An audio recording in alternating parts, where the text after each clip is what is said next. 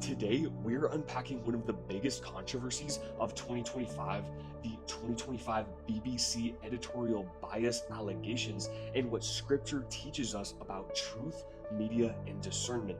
In late 2025, a leaked internal memo revealed accusations of systemic editorial bias at the BBC, including claims that news coverage on major issues like the January 6th speech and various global conflicts was misleading, and that senior executives eventually resigned amid public outrage. This sparked a global debate about media trustworthiness, impartiality, and the responsibility of news organizations to report truthfully. This controversy, it matters to Christians because it surfaces a profound question. Where do we find truth, and how should believers respond with influential institutions when they appear to distort it? Right? In an era where news outlets and social platforms shape what millions believe, the Bible's teaching on truth becomes especially relevant. First, scriptures are clear that God is truth and that His word is a reliable foundation. Jesus said in John 14, verse 6, "I am the way, the truth, and the life." Truth isn't just a concept, it's a person. And because God is unchanging, His truth never shifts with public opinion or editorial policy. That means believers must be grounded not in shifting narratives, but in eternal truth. Second, the Bible repeatedly warns against deception.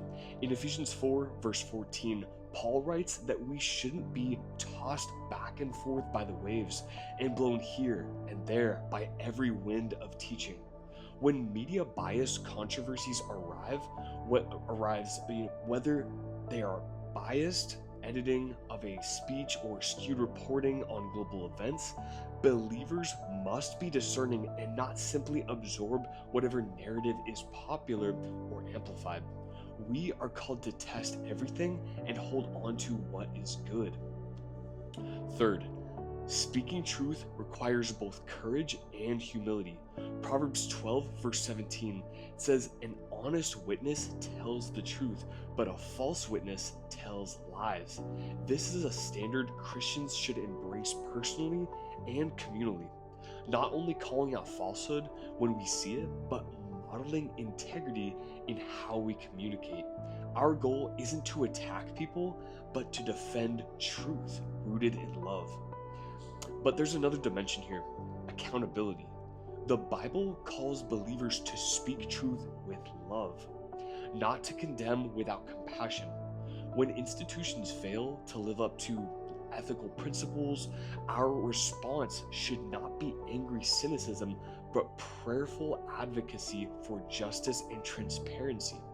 Jesus stood with the oppressed and challenged religious and political hypocrisy, not by inciting hatred, but by revealing truth courageously and compassionately.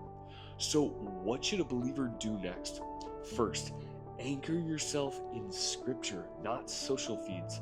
Second, pray for wisdom and clarity when evaluating news and claims. Third, seek out multiple credible sources and hold them up against biblical truth.